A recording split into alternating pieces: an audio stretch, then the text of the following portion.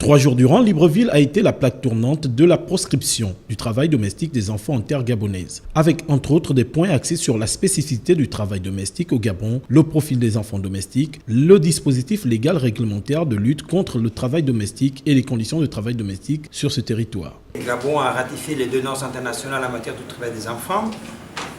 Ce sont des normes qui établissent déjà, déterminent la nécessité de fixer un âge minimum pour la mission de travail à l'emploi. Parce qu'il faut, en tout cas, et d'abord, il faut préserver la chance des enfants de pouvoir aller à l'école.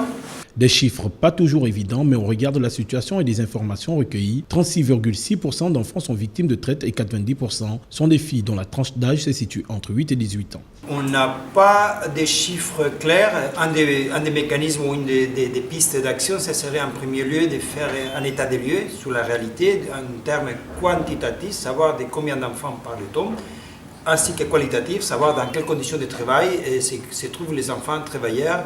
Des mesures coercitives devraient permettre d'enrayer ce phénomène, les experts y croient.